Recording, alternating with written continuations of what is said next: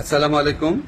Malaysia প্রবাসী আমাদের বাংলাদেশে ভাই বোনরা আছেন, আপনাদের জন্য একটা খুব বড় সুখবর আছে। আপনারা হয়তো ইতিমধ্যে খবরটা পেয়েছেন, তবু আবার কনফার্ম করছি যে মালয়েশিয়াতে যারা বাংলাদেশের আমাদের শ্রমিক ভাই বোনরা আছেন তাদের জন্য মালয়েশিয়া সরকার মাল্টিপল এন্ট্রি ভিসা দিবে এই ঘোষণা দিয়েছে।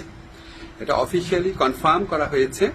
আমরা যখন গত মে মাসে মালয়েশিয়াতে সফর করি তখন মালয়েশিয়ার যে স্বরাষ্ট্রমন্ত্রী আছে ওনার সাথে আমার এবং আমাদের যে ডেলিগেশন টিম ছিল আমাদের মিটিং হয়েছিল।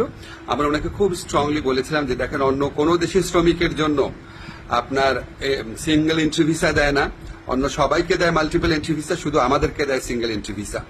তো উনি আসলে খুব অবাক হয়েছিলেন শুনে। উনি সংশ্লিষ্ট কর্মকর্তাদের জিজ্ঞেস করেছিলেন, মিটিং এ যারা ছিল তারা উনাকে কনফার্ম করেছে যে বাংলাদেশের ক্ষেত্রে এই বৈষম্যমূলক ব্যবস্থাটা আছে।